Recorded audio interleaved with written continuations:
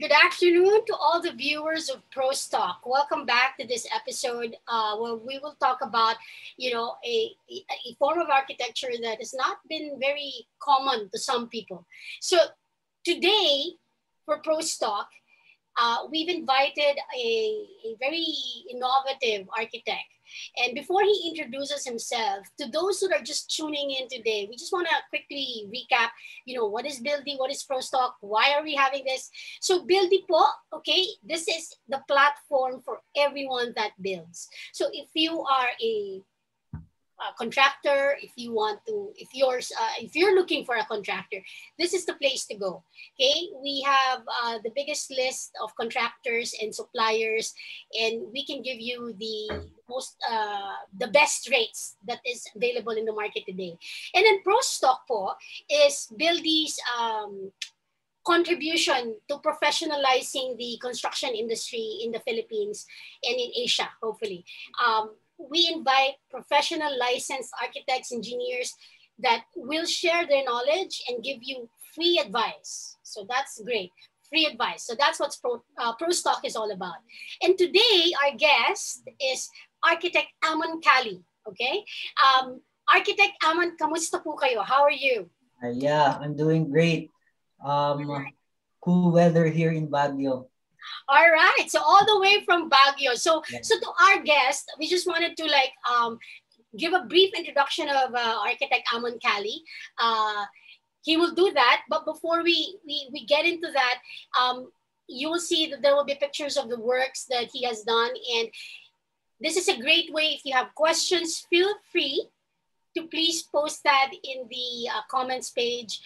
We are streaming this through Facebook and also through YouTube, LinkedIn. So we're all on the social media platforms. So Architect Amancali, just quick question. And I understand you are a brutalist architect, or you come from those that support brutalist architecture.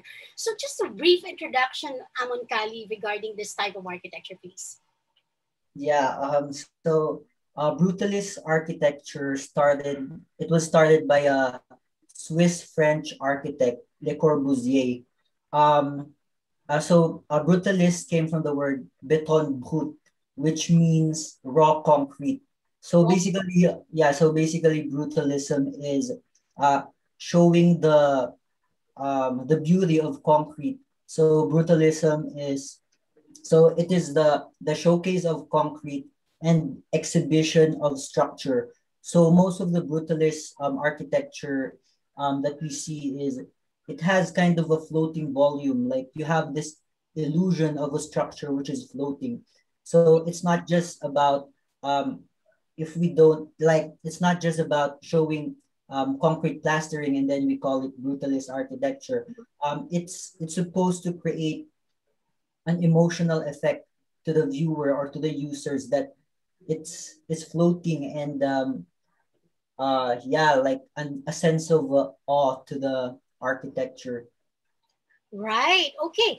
So just curious, Amancali, how did you, of all the architectural designs and concepts, what drew you to brutalist architecture? Yeah, I think it's just the look of concrete and it's just the overall aesthetic. When I was young, I am always fascinated with these ongoing construction when they're already on the face of like the structural shell is already finished and it's all plastered with concrete. And I was like, wow, what a nice house. And when they started painting it, I feel like the effect is gone. Ruined the effect.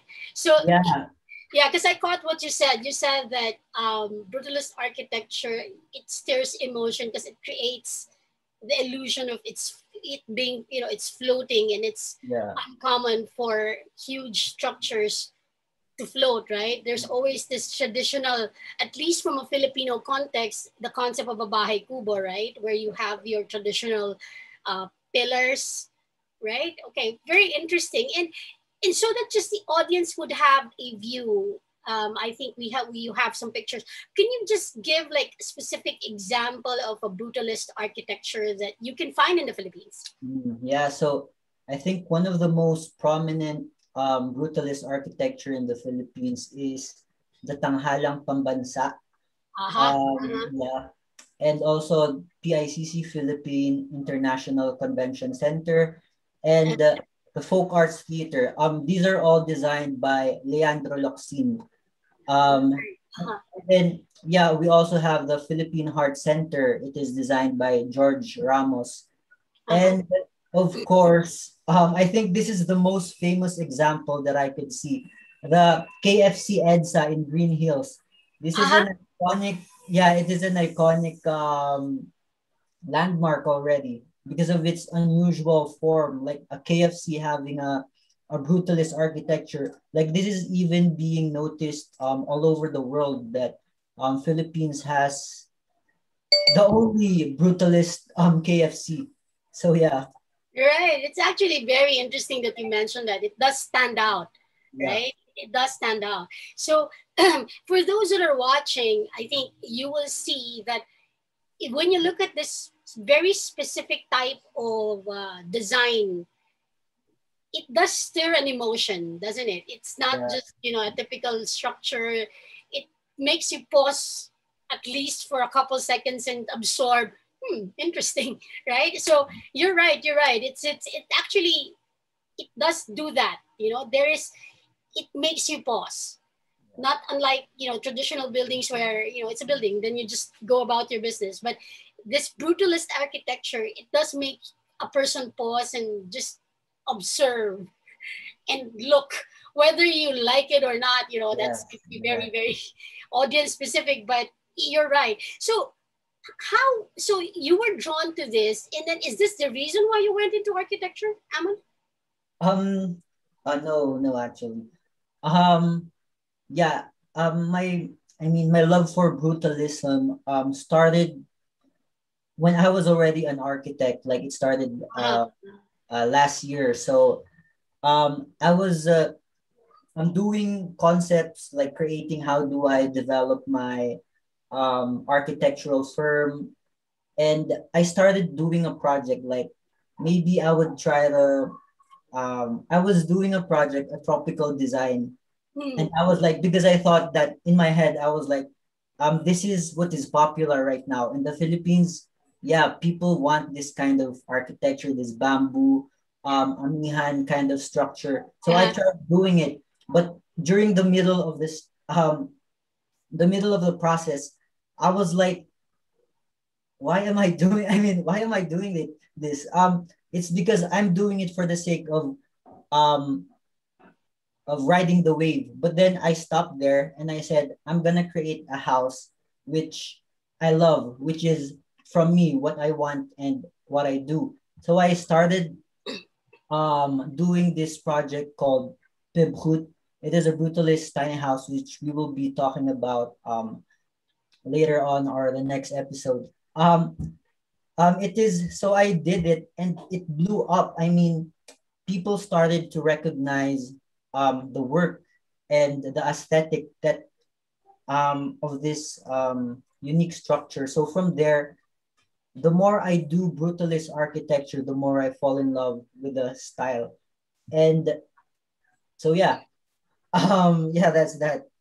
Yeah. Right, right. No, so I think I'm just looking at what you describe as an example for brutalist architecture.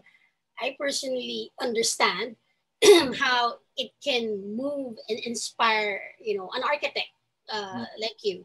Um, so if I could take a step back, you said you're joining us today from Baguio. Is that where you hail from, or did you go there because is that where you studied as well, architecture? Yeah, I mean, I grew up in Baguio. I mean, I was born in Makati, but we grew up in Baguio. So I'm a Baguio boy. And I studied um, high school, college here in Baguio. So yeah, all So Baguio. Yeah. does that climate or in Baguio somehow inspired this as well? Because when you talked about just now how you tried to create a tropical house and you stopped, is it because of the weather in Baguio or? Um, I don't think so. Or maybe, I don't know. Maybe there's a psychological effect on it, but um, I can't tell you like if it really affected how I developed this type of architecture, but Mhm. yeah, maybe in some way maybe it did. All right. So I think you mentioned already your Pebrut. I'm not sure if I'm pronouncing it correctly, Amancali, but for those that are watching us, it's a French term, right? Yeah. And do you want to just expound a little bit on Pebrut? Yeah, so Pibhut is a brutalist tiny house. Mm-hmm. Um, yeah, because I was in this forum, like an online group, and I wanted to create yeah, a brutalist tiny house, and I consulted one um of the senior architects there. I was like, can you show me more examples of a brutalist tiny house? And then she replied saying, there's no such thing. So I was like, oh, there's no such thing. Okay, I'm gonna make one. So yeah, I did that. And yeah, there's so much things about Pibhut that I want to talk about, even how it was formulated. Like it is something to cater the resources, the lack of resources, living small in order to have like bigger opportunities. So yeah. Okay, so I think that we will discuss in depth the actual work of Amancali in our next episode, and I'm encouraging everyone that's watching us to tune in for that next episode where architect Amancali will actually showcase an actual Pebhut design that is really, really impressive. And I feel that those that would see that might want to get in touch with you, or even now as we speak, they might want to get in touch with you. So, Architect Amancali, can we just quickly show them, how do they view your ideas and your work? Where can they go, sir? Yeah, Facebook, Instagram, YouTube, yeah, Cali Architects. Like Cali Architects, yes. So for those that are tuning in and are interested to see and understand a little bit more about the Pebhut yeah. architecture, design house, tiny home designs, please check out Cali Architects and follow them on their social media page. You can also check them out on Buildy. And next episode, architect Amon Kali will actually walk us through a concept, okay, and the efficiency, I would say, of a pebhut design for small houses. So with that, marami pong salamat for those that are tuning in and who have stayed with us.